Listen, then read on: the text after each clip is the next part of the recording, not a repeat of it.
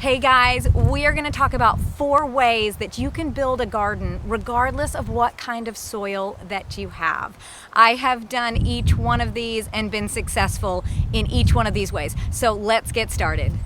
The first thing we're going to talk about are raised beds. Now, raised beds are awesome because you can fill the bottom of these below your soil level with a lot of different types of organic material. As that material breaks down over time, it's going to provide a lot of amazing nutrients for your plants. Another nice thing about raised beds is that they sort of raise the level of the ground, which means less bending for you and me, and we can save our backs. Another benefit about these guys is that they warm up quicker in the springtime. So at ground level, you're gonna stay colder, but up in these raised beds, because they're not insulated by the ground, they will warm up quicker and you can plant sooner in these. And then also my favorite is that you will get less weeds in this. Although this is not really a good indication of that. I have let this one go for a while. I've been a little busy, but I will tell you the difference between this and my other garden types. This will give you less weeds. Now let's talk about the cons of these. So first, you have to buy the material to build them. So that's gonna take some time and some money. Secondly, these are gonna dry out faster than an in-ground garden would, so you're gonna have to water a little bit more. And over time, you will need to maintain these. As the years go on, you may have to replace a piece of wood or perhaps a brace inside, but you can build your raised beds out of other things like concrete blocks that maybe take that maintenance issue out of the way.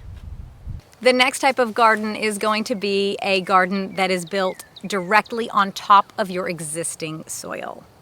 So the benefits to this type of garden is that year after year, when you are bringing in compost to amend your soil, you are actually improving that existing soil down below. When I dig through my compost here, I'm not hitting that hard red clay quite as soon as I would if I were just digging through my pasture. I'm getting into sort of more of a brown and darker soil before I hit that red clay. The next benefit is that there are no containers or building material to purchase like you would have to if you were doing a raised bed or a container garden. And the last benefit of this is that this is going to be great for water retention. You will not have to water nearly as much with this as you will with other types of gardens. Now, the downside to this type of garden is that you are going to get a lot of weeds. So just be prepared to spend some time weeding in the garden. The second downfall is that drainage can actually be an issue if you place your garden in a low-lying area. This garden has a slight slope on it for us, so that really helps us with drainage. Also, this garden will end up staying cooler in the springtime, so you can't plant out as quickly in this as you could in a raised bed or in a container. And the last downside to this type of garden is that you have to bring in a significant amount of soil. So that is going to be something to consider.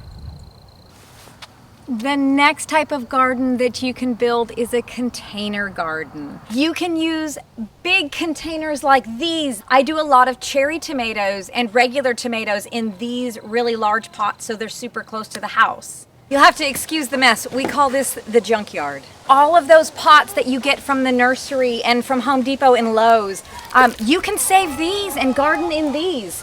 And then there's fabric containers that you can get pretty inexpensively off of Amazon. These have held up for me for 3 years.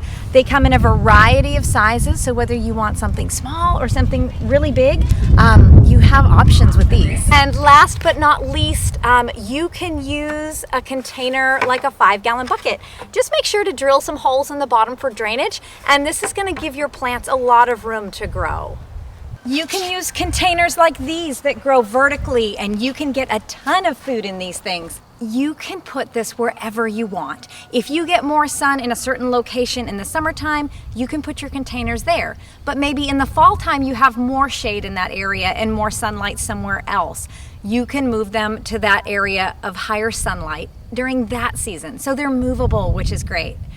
Also, because they are movable, it gives you a degree of protection. Perhaps you have some frost-tender crops in your containers and you're going to get a frost or a freeze. You can put these in an area where they would stay a little bit warmer, like a garage or a shed. Another great benefit of these is that they have very good drainage. And also, you are not going to get hardly any weeds in a container. Now let's talk about the downsides to containers. You will have to water these more. They just don't have the volume of soil that a raised bed or an in-ground garden might have, so they are going to dry out very quickly.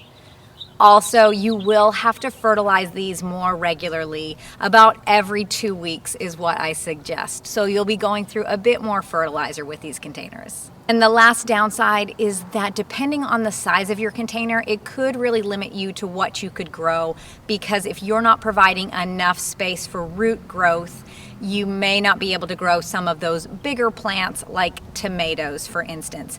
However, if you have really big pots, you can totally grow tomatoes. So it really is just dependent on what size and type of container you are going to use.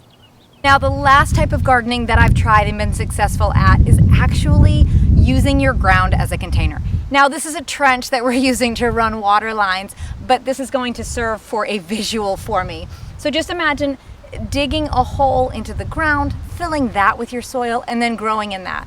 At our last property, I did that with our cattle panel trellises. What I did was dig a hole that was about 18 inches wide by 16 feet long. And I went ahead and put my soil in that, and my plants were happy as clams. They did fantastic. So the benefit to that is that you don't have to buy a container, you don't have to buy materials to build a garden bed with, so you're gonna save a little bit of money there. Also, it's not going to dry out as fast as a raised bed or a container garden would, so less watering saves you time. Also, less fertilizer because you're already in the ground, so you're not going to have as much fertilizer or nutrient loss as you will with other methods. Now, the downsides are that depending on what type of natural soil you have, you could have drainage issues. If you've got a hard clay like me and you're watering it regularly, you could run into some water retention there at the bottom, which can cause some problems with your plants. Also, it's going to take a bit of labor and a bit of muscle to dig these things out. And the last one is that you can get weeds in this, especially if you're doing it in an area that used to have grass. Those weeds can sort of start to creep into your garden bed. I hope that this video gives you guys some ideas on how you may want to start your garden or maybe expand that existing garden that you already have. Let me know what kind of gardening is your favorite, and if you guys know of any other types, leave them in the comments below so that we can all learn from them. Thank you all so much for hanging out with me today.